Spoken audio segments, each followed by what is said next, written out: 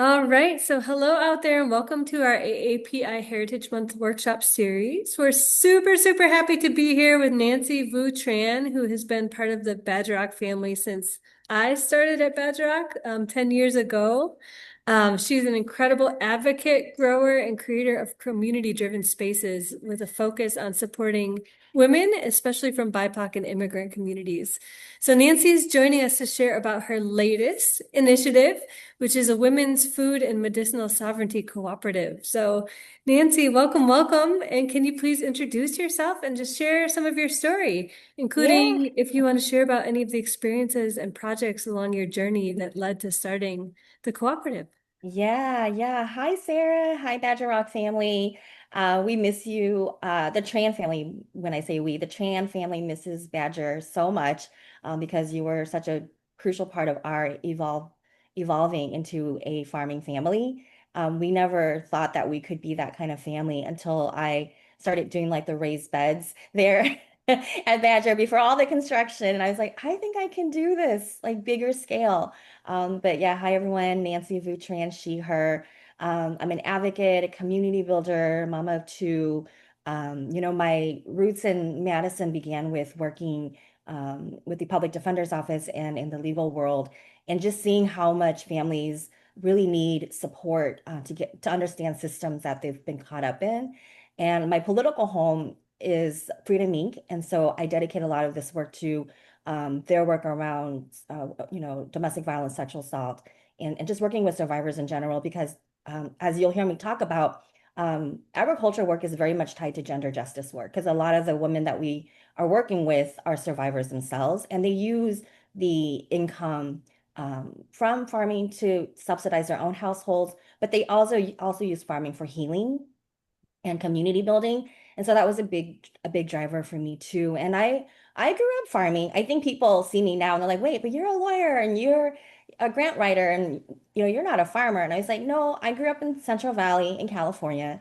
I grew up in Sacramento, South Sacramento before it got really developed." So the area I'm talking about is now known as, well, not now known, but it was Elk Grove, and Elk Grove was all just like farming areas. And my parents leased a couple acres there. And every weekend I would go to farmers markets with them, and then I would also help them farm. But most of the time I was just babysitting because I was the oldest of six. So it was like the whole family had to be involved to make this project work. So I grew up doing that and I never wanted to go back. I was like, this is such hard work. Why would anyone ever do this? It's so undervalued. You don't get paid enough and the hours are long and all of that.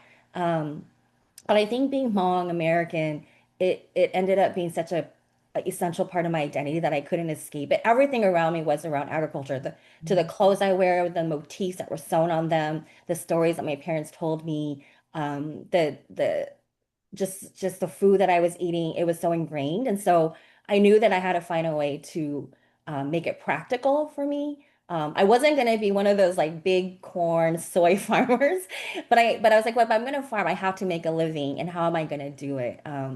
So I'll stop there because I think there's more things that I can say, but that was really like just what got me really moving very fast forward into this work.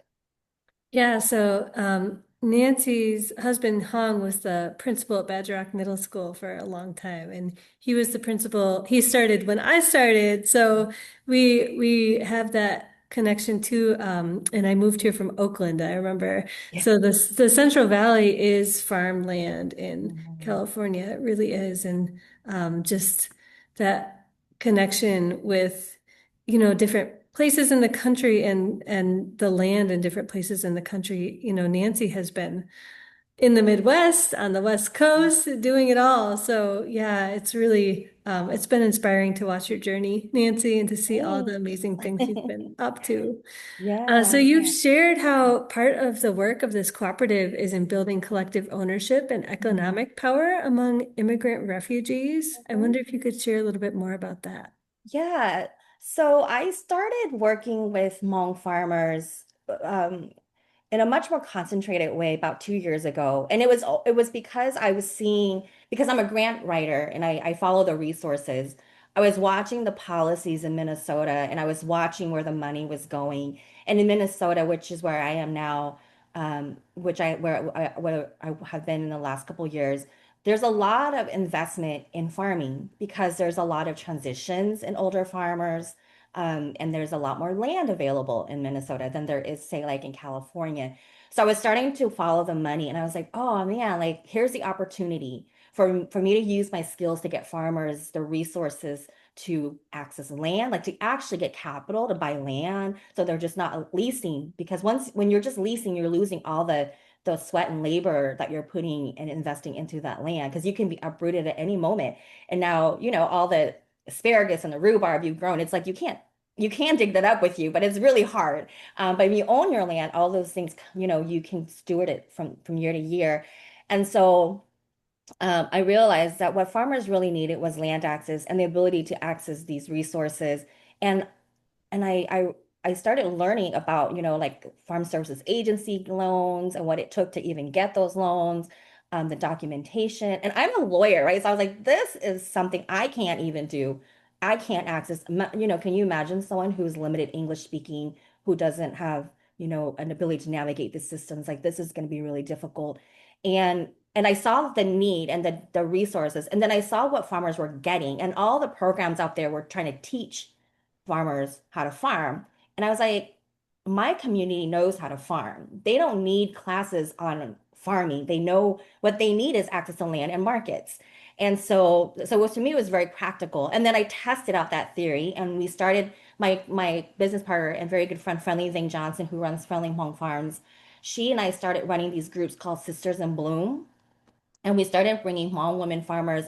And the very first one, half of them were the mothers and the grandmothers. And then the other half were their daughters. So then we saw that it was intergenerational. It was the elders trying to pass on the knowledge and that the children were trying to come along too. Because all the in other communities, the children were not coming along, right? Like farmers are selling their land because their kids didn't want to take on that legacy. But in the home community, their kids actually wanted to take on that work.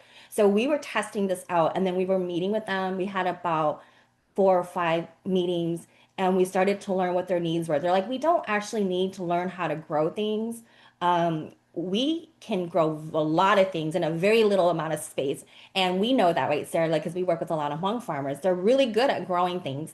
And so, but they said, what we need is someone to help us share resources. Like, can you create an equipment library? Because not one of us might be able to own a tractor, but if we can all have a tractor, we can share. Or if we want to do value added products and one of us can own an essential oil distiller that we can all just like rent out and share, that would help us. And then help us access markets, like not just farmers markets, but have someone go out there and talk to the hospitals and the schools and the grocery stores and get us these forward contracts so that we have capital right up front so we know what to grow and then we can feel confident that we're going to actually make sales. Like these are very smart technical questions, right? Like it wasn't just like I don't know how to grow things. It was like I know how to grow things. I just need to know how to maximize and leverage the markets. Um, and so that led to this co-op idea because we knew that we wanted to be worker owned. We knew that we wanted it to generate revenue for the members, and we needed it to be a collective ownership model. And so that to to talk about that, but in a like a co-op is a legal container for holding that kind of work. And that's something difficult to explain to a community that just does it naturally. They're like, we don't need a co-op, we don't need a legal structure, right? But I'm like, but a legal structure, one, allows us to create bylaws and governance structures that help us organize our information. So it's just not whatever we want. It's like everyone agrees that this is how we get paid and how we work. But also there's a lot of funding out there for cooperative development because I think the country is seeing that these models will help sustain communities and help them thrive when people work together. And so we launched that in 2025, at the very end of 2025. And then we were really lucky because St. Paul had a pot of money that they had coordinated with Nexus, which is a nonprofit who was helping us with technical assistance. And then we were now in that process of really like drafting our bylaws and developing governance and figuring out patronage. And these are all terms I did not know before I got into this work. And I'm documenting this because I think that we are creating a model for immigrant refugee communities to move beyond just the lease by lease farming process that they were used to, the farmers market, because that farmers only going to farmers market doesn't really sustain you unless you have access to huge markets like the Dane County, the Madison downtown market or like the big Minneapolis farmers market. If you don't have those markets, it's very hard to make a living unless you're doing like 4 markets a week or something, right?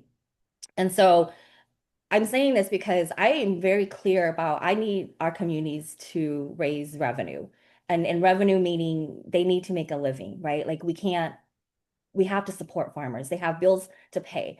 But our co-op is also modeled off of community care. So we have all of our sessions had childcare. We coupled it with farmer wellness because this work is very isolating and it's very sometimes it really takes a toll on your body. So we always had like massage therapists and we always had acupuncturists because we also wanted the folks that came into our universe to understand that it's about making a living, whatever that looks like, but it's about living. It's about being healthy enough to even farm, right? Because farming is very strenuous work.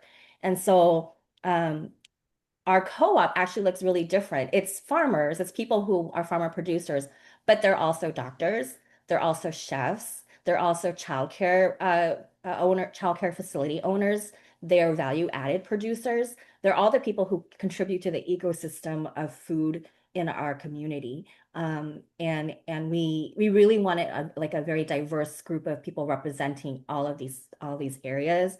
But it really started from this idea, testing it, listening to the community, and not just imposing an idea on them. So this wasn't just like Nancy has a great idea and she's just going to do it. It was like, nope, it's informed by community needs because the only way it's going to succeed is if you do what the community needs. And they were like, we don't need to learn how to do things. We know how to do that. We need markets and land. We need markets and land. So we're like, let's do it, let's give you all the resources to do that. Yeah, and so it's been really exciting to try to share that vision with people because sometimes people are confused because they're like, how can this be? You can't do this. Like, this is not possible. But some people are like, like I've had this dream too. And let's dream together and let's try to like create something that has never happened before for the Hmong community. Because I don't think there is another Hmong women-owned co-op in this way, like a worker-owned. There are like there might be like farmer and producer-owned co-ops, but I don't think there's one like this yet. And so I think it's exciting to people to hear how they can be a part of it. Yeah, I mean, Yeah. there's a rich history of farming cooperatives in the South, the Jim Crow Hmm. South. Yeah. I'm just thinking of Dr. Monica White's book, Freedom Yeah. Farmers, and following the cooperative movement and Fannie Lou Hamer. But yeah, I haven't heard of anything in the Hmong community. Hmm. But the model is there, and you're right. Like if it's not coming from the community, it's not going to work. So Yeah. Yeah. yeah. It's got to start. So you also have, I know, shared that your cooperative supports intergenerational healing and reclaiming narratives through food and land. So I wonder if you want to share a little bit more about that piece also. Yeah, I honestly, my simple answer is I love eating. I love eating. I love eating good food. I want my kids to eat healthy. I want them to be excited about food. I think farming is magical. I think a seed is one of the most magical things in the world, that it grows into this thing that grows us and nourishes us. And so when I say that, it's because I think food is about memories. It's about the things that we remember about our childhood and our parents and our countries. Um, and it makes me really proud that I can support this kind of cultural. I'm gonna cry because it is really special. Like when I say magical, like I'm really meaning it in a whimsical way, but in a truly like if you don't have anything in this world but you have a seed, you'll be okay, right? And so we might have to edit this part out. I But think this is yeah, no, beautiful. food is memory. Food is what ties us to our ancestors. Land is a contested thing in this country around race and power.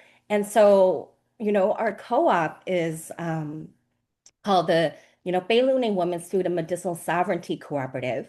And we really pick those words intentionally because we want people to understand that we don't own this land.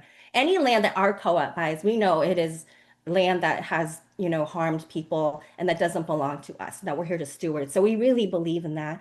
And Hmong people, I grew up learning how to grow all the culturally specific things like mustard greens and harvesting herbs and knowing how to dry it and making healing broths and saving seeds. And I remember like my mom always had this sack of she had this fabric, and in this fabric she had all her seeds, but they were all like rolled up in fabric. And every growing season she would pull them out, and she'd say like these were the cucumber seeds that like we brought from Laos. That's why there are actually specifically like Hmong cucumbers.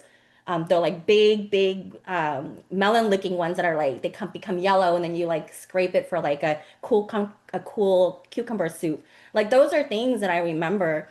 And so I think this intergenerational healing is happening, and why young folks are stepping into the spaces that their parents were in, and why our Sisters in Bloom gatherings reflect that is because the youth are saying, "Hey, like I want to belong here in this country, but sometimes that belonging doesn't happen. And so I need something to connect me back to my community and my culture." And for a lot of folks, it's through food. It's through food. It's familiar. It's tangible. It's sensory, right? And so part of our co-op, why we brought in a chef, Chef Ta Tao, she's one of the first small women chefs, sushi chefs in Minnesota. She owns a Sushi Tango in St. Paul. She's one of our members because we were like Chef Ta, we're going to need you to help us develop recipes so that we can actually create value added products that we can keep at our indoor market so we can sell to people who are like, well, I don't really know how to grow things, but I love to eat the thing and I need someone to cook it. And then I need you to make it in a way that is accessible. So, like for vulnerable elders, maybe it's a pre-packaged chilled meal. We got you. We just got a grant. We got a flash chiller. So now we own a flash chiller. So you can prep meals for us. We'll flash chill it. We'll sell it at the market. Anyone can come buy it. If we get really big, we can sell it to all the senior home care centers, and then they can mass meal delivery it to elders, right? Because they need that. Um, so it is about thinking about all of the people who are vulnerable and who really need this work, and thinking about I think the narratives around refugees and immigrants is oftentimes around trauma and poverty and scarcity. And yes, that's true. But I think we want to emphasize that our stories are also about abundance. It's about reclaiming stories of knowledge and expertise. And then we're great, like Hmong women are great entrepreneurs. When we need to make income to subsidize households, we do it through farmers markets. We do it through selling, our veggies on the side of the road. Like we do it by foraging the things that people don't want and making something out of it.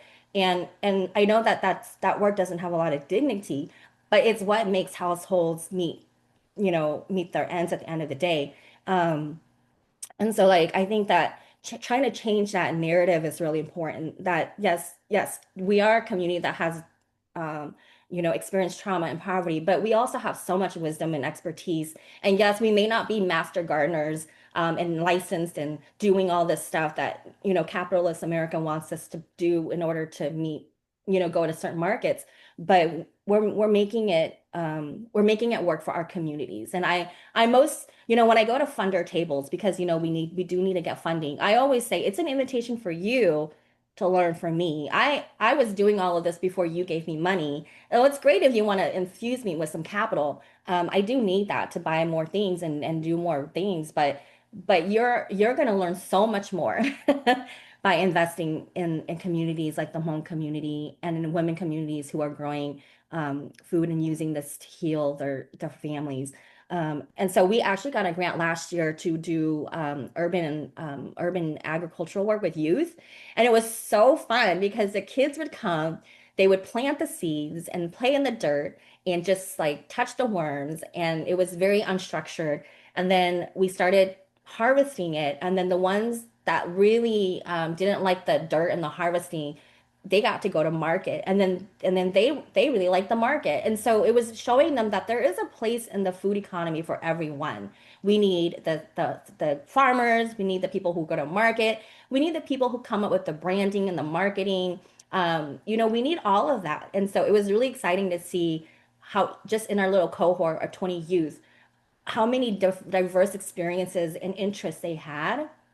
And so we're gonna start it again this year, and we're gonna incorporate like a little like uh, agricultural camp at the end of August, so that they come more intensely through the week, and we really get to learn about like cooking the food and talking to elders about what food means to them. So I just don't think you can do this work without thinking intergenerationally. You can't think about growing something without thinking about how someone else grew it before you, because you don't have to reinvent the wheel. Um, yeah, so I this part of the work is just so important to me. The Yeah. youth And along. if we don't learn from our elders before they're gone, it's Yeah, gone. All yeah, that wisdom and all of those stories that goes with them if it's yeah, not shared. Yeah. yeah, all of Yeah, it. I think I agree that in that scarcity focus of talking about communities is really problematic. Yeah, And it's really exciting to see initiatives that build on the other side of that. And the intergenerational stuff is crucial. I agree. I hmm, so agree. yeah, Yeah. So I just was wondering if you might want to share a little bit. First of all, let people know where your co-op is located, and yeah, then if you want to share about some of your successes so far, and also some of the challenges that you've had. yeah. So our cooperative is based in St. Paul, Minnesota. We have an office. We're about to sign an office space lease on top of the indoor St. Paul Farmers Market, so that we will have direct access to their commercial kitchen space downstairs, and then we will also have a physical space to house our equipment library. We just this last week I was in Minnesota to sign a purchase agreement for a farm that right now our co-op is just leasing from, but in 5 years the plan is to build up enough capital for the co-op to purchase this farm as their own. But this 11 and a half acre farm with about eight farmable acres, and there's about 3.5 acres that is a pond, and so we're working with some folks at the University of Minnesota to figure out how to grow like wild rice in the pond so that it can be considered agricultural and add to the farmable land that then allows us to do many other things zone wise. But this farm is located in Afton, Minnesota, which is about 20 minutes out of St. Paul, about 30 minutes to my home. So it's a little closer than maybe like a more rural space. It's a turnkey farm, meaning that we've been stewarding it for about a year and a half from a mom grandmother who worked on this farm for the last 20 years. And she physically can't do it anymore, but she doesn't want to let it go because it's her baby. And so we are trying to figure out a way to model land access and purchase that is dignified, that is not rooted in capitalism. It wasn't just like, let's try to get the lowest amount from her. We wanted to give her the value of her land and the labor that she put in it. Because how do you value land when it's been amended and nourished? Like I don't know if there is a number that you can plug in into like a formula and be like, this is how much it's worth. It's 11 acres, and 11 acres in Afton, it's I don't know, it's probably like 100,000. I don't know, like just pure land, and there's no home on it, so people might look at the price we pay and be like, that was way too much. But we are assigning different values to land, and we're trying to model this for future land purchases from farmers who've been working on it for a very long time. Um, and it comes with everything that we need. Like we has a greenhouse enterprise on there already. This grandmother, she for the last 10 years, she's the greenhouse that everyone goes to lease to grow their seedlings and starts in the February, March, April months before they sell it at the Hmong village. And so if you go to Hmong village, it's very likely that you're buying seedlings that have been birthed and sown in these greenhouses. We just installed a walk-in cooler so that when we harvest the veggies, they can have a little bit more life if they can't go to market right away. We installed wash pack stations for her. All the tools are there, and so this is the project. and the land that comes with the co-op, and it's the site of the work, but we would have done it with or without the land, is what I'm saying, is that the land was there and available.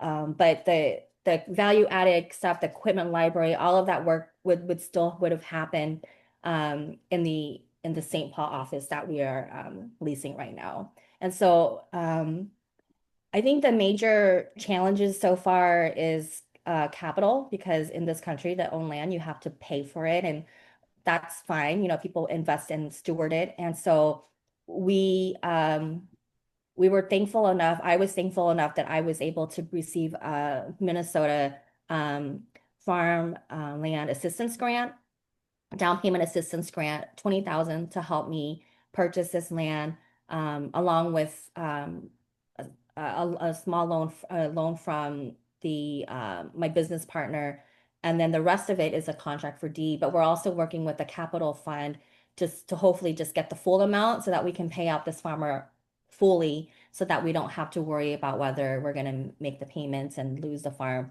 So I think that that is always going to be the biggest challenge, is getting enough of the money up front to pay with it. But we were thankful that we were able to do this without having to finance anything, because we didn't want to have to go to a bank, and then the bank would have wanted like appraisals and all of those things, that they would have been like, this land is not the amount that this owner wants it for. We're not sure we can lend you this amount.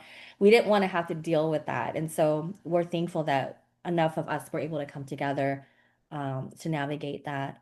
But yeah, so far I think it's coming along. Like I'm very excited. The biggest hurdle was getting the farmer to sell it, willing to sell it to us. And Yeah. the very day I went to sign, I was still worried that she was going to change her mind. But she like signed it. She's like, I'm happy you're taking it over. But she said, but I still want to come on the farm and I still want to do stuff. I was like, yeah, of course. Like you are always welcome to come and support us. But you no longer have to feel responsible for it, because you need to rest, right? You need to just take care of your body. And so that part, I hope that she understands too.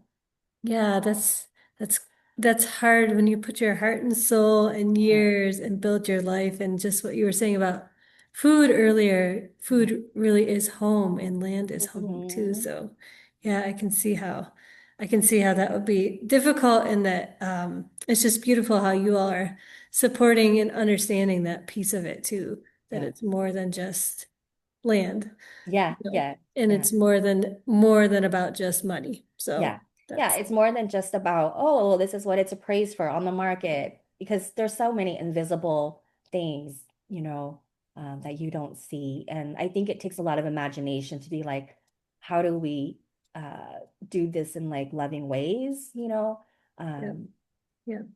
that where that's not just transactional, that it's like really taking into consideration the feelings of the seller, like the farmer. It's taking into consideration our needs. So, there is a little bit of businessy technical things to think about. Um, but as you can tell, I'm not a business person. Like I have other people for that. I'm just like, I like your farm. I'll give you whatever you want. But I'm backed up by many people who also understand like there are important financing things that we need to think about. So Yeah, yeah. yeah. Well, how can people get involved, and how can they support your project, Nancy? Yeah, yeah. So I think continuing to share this story and make it a possible dream from others, I think we can't be the only one.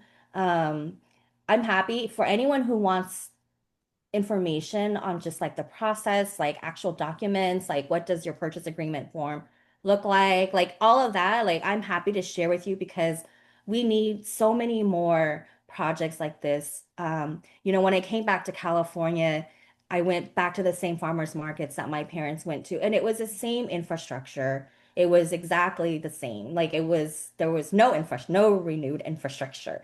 And so it's kind of pitiful that our farmers are treated like this, right? And that even though we tout farm to table and we do all this stuff, we do it beautifully for the consumer, but for the people actually growing the food, we're not treating them very well. And so I think continuing to buy from women farmers, from BIPOC farmers, immigrant farmers, your local cooperatives, like really support them. It might be more expensive, but think about like what it's going to support whole ecosystems. Um, and attend those farm gatherings and support the agritourism as much as you can. That's a big thing, and not many farms can do those things because it requires a lot of licensing and responsibility and liability insurance and things like that. But if they're doing it, go support them because that's another way that they're trying to generate revenue to sustain themselves. Um, I think it's important to think about your own those institutions like the kids, the school your kids go to, the hospitals that you go to. You know, think about where they're getting their food and ask, like, are they getting it from local growers? Are they getting it from immigrant refugee growers? Or are they just getting it from mass corporations from out of state? Um, because one, you want to infuse the resources into your own community so your community can thrive. But two, you want good tasting stuff, And we know that like if you can have something that's just picked the day before versus something that was picked a week before, the thing picked the day before is always going to be sweeter and better, right? Um, and so we want to eat better. And so I think continuing to question and interrogate those institutions and be advocates for farmers and growers would be really important. Um, and just supporting and sharing, like I think like sharing these stories about abundance and skilled farmers, that we're not just waiting for things to happen to us, that we can be active agents in this work. And I think we've been able to do this for very little money. So I mean, yes, like donate and do all of that, but a lot of this stuff can be done um, with very little money because once you help us build that narrative, the funding will come. And that's what's happening in Minnesota. Like Minnesota is doing such a good job. Representative Samantha Vang, who's a big advocate of ours, she's been doing this work for a long time, advocating for us and getting policies moved. And so it's very strong here in Minnesota. But I think as a voter, as someone who's a constituent in your district or whatever, like talk to your decision makers because those policies, those funding allocations, like they really make a difference. That's how I got my $20,000 farmland assistance grant, right? And so it was because voters voted for people who voted those policies in. Yeah. Yeah, so get involved in those ways, I think is very essential. Yeah. Well, I think that, part of what you're doing is working towards building the world that we know is possible. Hmm. Building an alternative to this capitalist system that we've created. And, Hmm. hopefully more and more projects like these can become models and people can be inspired and, we can collectively start really, dreaming the world that we know is possible into being.